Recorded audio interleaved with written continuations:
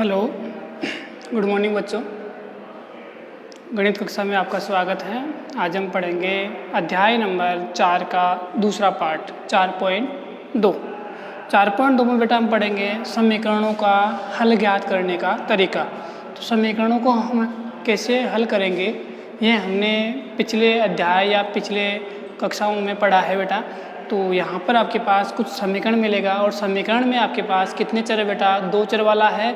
तो यहाँ हम क्या करेंगे बेटा, समीकरण जो है उसमें एक चर का मान रखते जाएंगे तो दूसरे चर का अपने पास मान आता जाएगा। ठीक है, तो हम उस चर का मान कैसे रखेंगे, तो मान आपको इस प्रकार रखना है कि उस समीकरण को संतुष्ट करता जाए।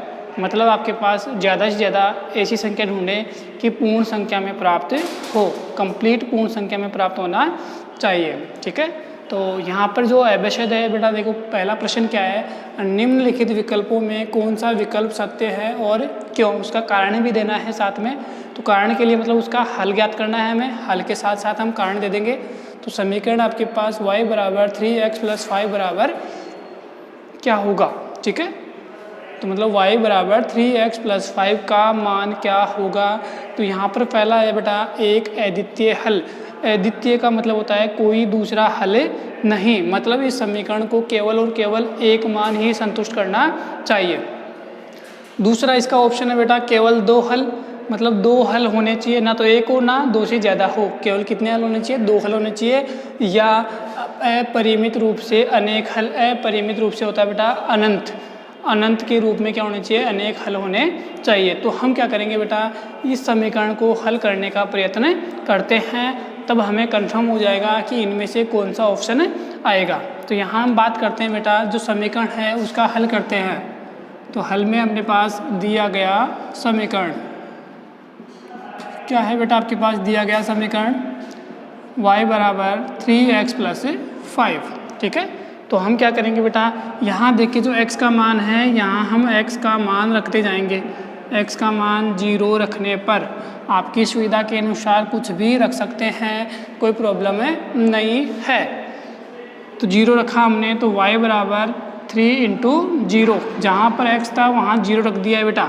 तो y बराबर कितना हो गया, 3 × 0 0 + 5, 0 + 5 कितना हो गया बेटा 5। तो ये y का मान एक कितना आ गया 5 आ गया है बेटा। दूसरी बात करते हैं x बराबर 1 रखने पर, अब जब हमने 0 से देखा तो अपने पास y बराबर कितना आ गया बेटा 5 आ गया। अब एक रखते हैं हम 1, तो y बराबर 3 × 1 + 5, तो y बराबर कितना हो गया बेटा 3 + 5, तो y इक्वल कितना हो गया 8। ये y का मान दूसरा आ गया कितना 8 आ गया है। पुनः हम x बराबर 2 रखने के बेटा क्या रखेंगे, 2 रखने पर 2 रखते हैं तो क्या आएगा अपने पास, वो देखते हैं बेटा। तो y बराबर 3 × 2 + 5, तो y बराबर 3 × 2 6 + 5 कितना हो गया बेटा 11। एक और मान रख लेते हैं, x इक्वल 3 रखने पर पुट रख दिया है बेटा हमने। तो y इक्वल 3 × 3 + 5, तो y इक्वल 9 + 5, तो y इक्वल कितना हो गया बेटा 14। तो यहाँ हम देख पा रहे हैं बेटा कि y की वैल्यू क्या क्या आ गई, 5 आ गया, 8 आ गया, 11 आ गया, 14 आ गया। यदि आप इसमें आगे भी और रख पाएंगे 3 के बाद 4 5 6, तो आपके पास क्या आएगा बेटा, y की वैल्यू अलग अलग आ रही है। तो यहाँ जो आपके पास ऑप्शन है उसमें देखिए एक अद्वितीय मतलब केवल एक हल होना चाहिए। यहाँ तो हल कितने आ गए बेटा, 5 आ गया, 8 आ गया, 11 आ गया, 12 आ गया, सॉरी 14 आ गया। इसके आगे भी आप रखोगे तो इसके को बहुत सारे हल आएंगे। ठीक है, केवल 2 हल, यहाँ 2 से भी क्या है ज़्यादा है, तो अपरिमित रूप से अनेक हल। तो हल क्या हो गया बेटा इसका, अतः थर्ड होगा बेटा इसका अपरिमित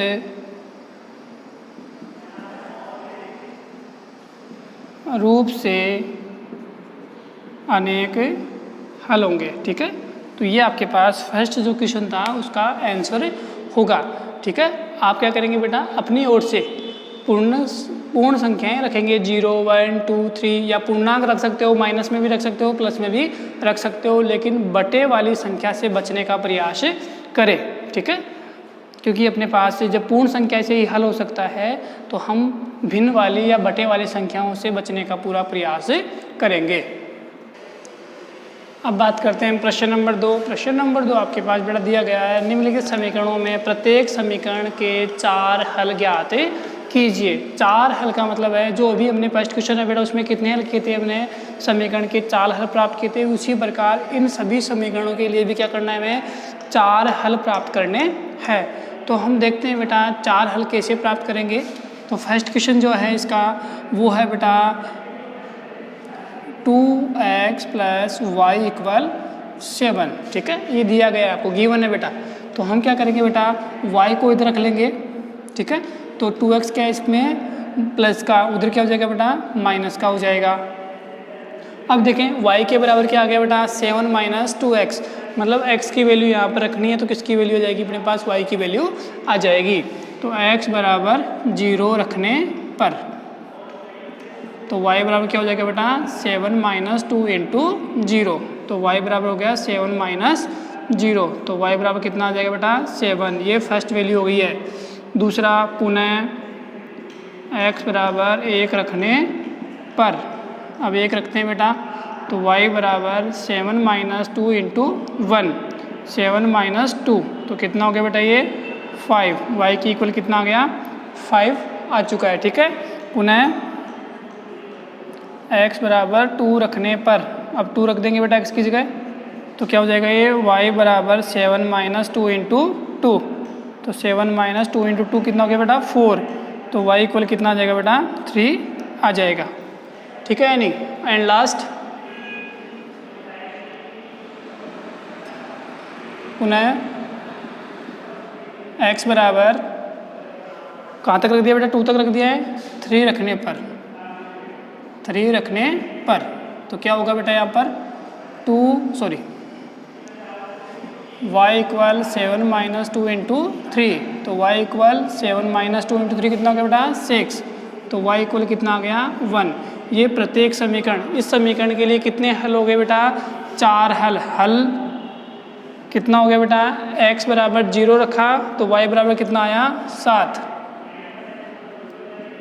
दूसरा x बराबर 1 रखा तो y का मान कितना आया बेटा 5, तीसरा x बराबर 2 रखा हमने तो कितना आया बेटा 3, और जब 3 रखा तो कितना आया बेटा 1 आया है। तो ये इसके हल है, ठीक है। हलों को क्या लिख दिया हमने, ग्राफ बिंदु में लिख दिया है, निर्देशांकों में, ठीक है, क्योंकि हमने अध्याय नंबर 3 कंप्लीट पढ़ चुके हैं बेटा, उसमें अपने पास निर्देशांकों के बारे में था। तो यहाँ हमने x का मान रखा तो y का मान क्या आया, तो ये फर्स्ट वैल्यू x की होती है और सेकंड वैल्यू y के लिए होती है। तो ये आपके पास इसका फर्स्ट क्वेश्चन कंप्लीट हो चुका है। अब बात करते हैं हम सेकंड क्वेश्चन की इसी के। तो सेकंड क्वेश्चन आपके पास क्या दिया गया है बेटा, πx + y बराबर 9, ठीक है। तो आपके पास जो सेकंड का हल होगा वो क्या होगा बेटा, πx + y = 9 दे रखा है, तो हम क्या करेंगे बेटा, जो प्लस के πx है उधर क्या हो जाएगा बेटा माइनस के πx हो जाएगा, ठीक है। अब इसको हम क्या करेंगे बेटा, हल करते हैं। तो हम क्या रखेंगे बेटा, x बराबर 0 रखने पर, तो बताओ क्या हो जाएगा बेटा 9 - π × 0, और यदि पाई को आप 0 से गुणा करेंगे तो क्या आएगा 0 आएगा, 9 से 0 जाएगा तो कितना हो जाएगा बेटा 9 आ जाएगा। पुनः x बराबर 1 रखने पर, अब कितना रखेंगे बेटा हम 1 रखते हैं, तो क्या हो जाएगा बेटा y बराबर 9 - π × 1, और π × 1 क्या होता है बेटा पाई होगा, तो ये आपके पास y की वैल्यू आ गई है। और थर्ड की बात करते हैं हम, पुनः y बराबर 2 रखने पर, तो 2 रखेंगे तो क्या आएगा बेटा अपने पास y इक्वल 9 - π × 2, 2 को पाई से मल्टीप्लाई करेंगे तो क्या हो जाएगा बेटा 2π। एंड थर्ड हो चुका है। फोर्थ y इक्वल थर्ड 3 रखने पर, 3 रखेंगे बेटा तो क्या हो जाएगा ये y इक्वल 9 - π × 3, तो y इक्वल 9 × 3π। ये आपके पास हल हो गए कितने, 1 2 3 और 4। तो हल क्या हो गया बेटा अपने पास, फर्स्ट क्या रखा हमने, 0 रखा तो अपने पास 9 आया। दूसरे में हमने 1 रखा तो अपने पास 9 माइनस पाई आ गया। उसके बाद हमने 2 रखा तो अपने पास 9 माइनस 2 पाई आया। एंड लास्ट 3 रखा हमने तो 9 माइनस 3 पाई अपने पास आंसर आ गया है। तो ये क्या हो गया इसका बेटा, हल हो गया है। ठीक है, तो यहाँ कोई समस्या नहीं होनी चाहिए बेटा। प्रत्येक समीकरण के लिए अपने पास 4 हल ज्ञात करने हैं, तो हम 4 बार इसका मान रखते जाएंगे और हल ज्ञात करते आएंगे बेटा। ठीक है, अब बात करते हैं इसी के थर्ड पार्ट की। और थर्ड पार्ट आपको क्या गिवन है वो आपको बेटा स्क्रीन पर दिख रहा है, x इक्वल 4y। तो हम क्या करेंगे बेटा, 4 का y का मान रखते जाएंगे, x का मान मिलता जाएगा। y बराबर 0 रखने पर तो x बराबर 4 इंटू 0, तो कितना हो जाएगा बेटा 0। दूसरे में पुनः y बराबर 1 रखने पर, अब y किस जगह 1 रखेंगे बेटा, तो x बराबर 4 इंटू 1, तो x इंटू कितना हो गया बेटा, x इक्वल 4। पुनः y बराबर 2 रखने पर तो क्या हो जाएगा ये x इक्वल 4 इंटू 2, तो x इक्वल कितना हो गया बेटा 8। एंड लास्ट y बराबर 3 पुट कर देंगे बेटा, तो क्या हो जाएगा ये x इक्वल 4 इंटू 3, तो x इक्वल कितना आ गया बेटा 12। अतः हल क्या हो गया बेटा इसका, हल क्या हो गए, फर्स्ट क्या था अपने पास 0 रखा तो 0 आया, मतलब 0 0। पहले x की वैल्यू रखेंगे, देखें 4 आया कब, 1 पर। ठीक है, 8 कब आया बेटा 2 रखने पर, और 12 कब आया अपने पास 3 रखने पर। तो ये हो गए बेटा प्रत्येक समीकरण के लिए 4 हल। ठीक है, तो इसका आप ध्यान रखें। आप अपनी ओर से 0 1 2 3 या आपके पास लग रहा है कि वैल्यू क्या जा रही है बेटा बढ़ी जा रही है, तो आप माइनस में भी इनको रख सकते हैं। अब बात करते हैं प्रश्न नंबर 3। प्रश्न नंबर जो 3 है बेटा वो है बेटा क्वेश्चन नंबर 2 का उल्टा। ठीक है, उल्टा इस प्रकार है कि यहाँ पर पहले से आपके पास समीकरण है, समीकरण के हल दिए गए हैं और ये पूछ रहा है कि इन जो हल है उनमें से कौन कौन सा हल इस समीकरण के लिए संतुष्ट है और कौन कौन सा संतुष्ट नहीं है। तो इसकी हमें जांच करनी है। ये अपने पास जो ब्रैकेट्स में है बेटा पहला x का मान होता है, फिर y का मान होता है। तो ये हम क्या करेंगे, x और y का मान इस समीकरण में रखेंगे तो अपने पास दूसरा वाला पक्ष आना चाहिए। ठीक है, तो इसको हम हल करते हैं बेटा।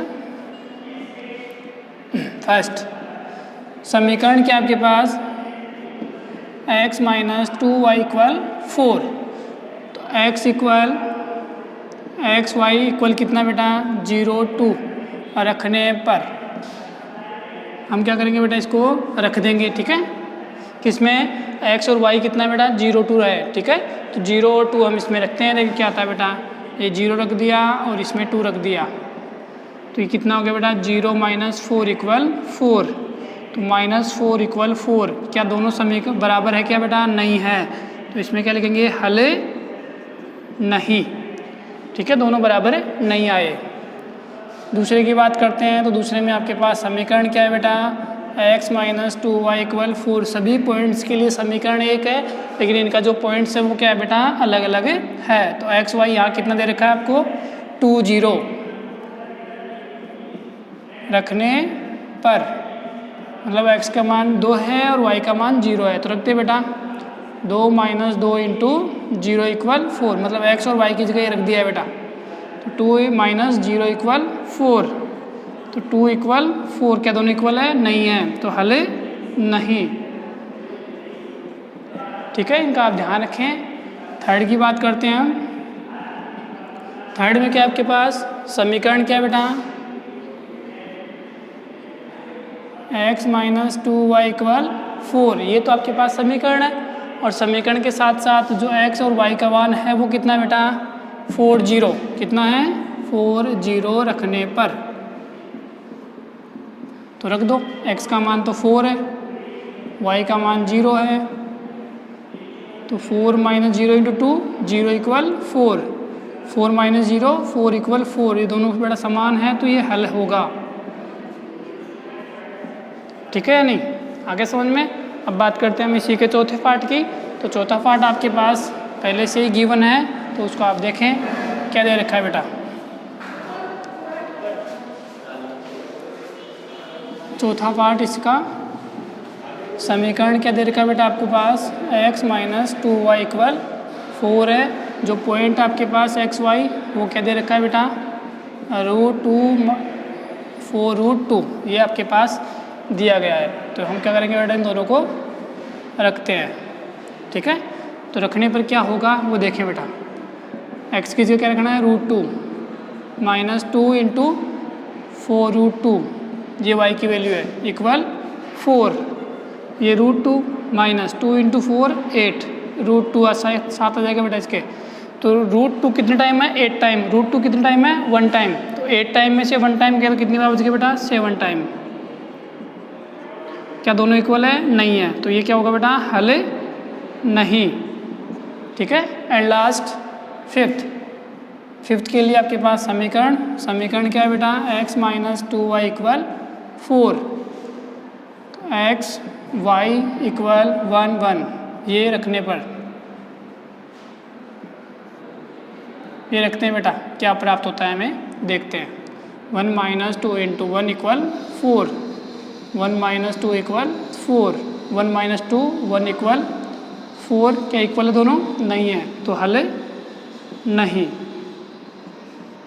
तो यहाँ केवल एक हल आया है, कौन सा बेटा, 4 0, मतलब x का मान 4 और y का मान 0 होगा तो समीकरण संतुष्ट होगा, क्योंकि जो दिया गया है उनके लिए केवल यही मान होगा। ठीक है, और बाकी के लिए मान नहीं है, इसका आप ध्यान रखें बेटा। अब बात करते हैं हम प्रश्न नंबर 4। प्रश्न नंबर 4 जो है बेटा, प्रश्न नंबर यदि 2 और 3 यदि अच्छे से आ गया है तो प्रश्न नंबर 4 आपके लिए बेटा बहुत आसान है। तो यहाँ आपको दिया गया है k का मान ज्ञात कीजिए जबकि x बराबर 2 और y बराबर 1। समीकरण 2x प्लस 3y बराबर k का एक हल है। यदि आप x बराबर 2 रखते हैं, y बराबर 1 रखते हैं, तो जो भी मान आएगा बेटा वो क्या होगा, इस समीकरण का एक हल होगा। और हल की जगह क्या दे रखा है आपको, k का मान दे रखा है, तो हमें आपको k का मान मिल जाएगा बेटा। तो हल समीकरण क्या है, 2x plus 3y equal k। ठीक है, x बराबर 2 व y बराबर 1 रखने पर रखते हैं x की मान 2 into 2 plus 3 into 1 equal k। 2 into 2 4 plus 3 into 1 3 equal कितना हो गया बेटा, k। तो 7 इक्वल k, तो k इक्वल कितना आ गया बेटा, 7 होगा। ठीक है, आप ध्यान रखें इसका। तो k का मान कितना हो गया बेटा, 7 हो गया है। तो यहाँ पर यदि आपको समीकरण हल करना गया है तो k क्या है बेटा, इस समीकरण के x और y के इक्वल में दे रखा है, तो जो भी मान उधर आएगा वो किसका मान हो जाएगा, अपने पास k का मान हो जाएगा।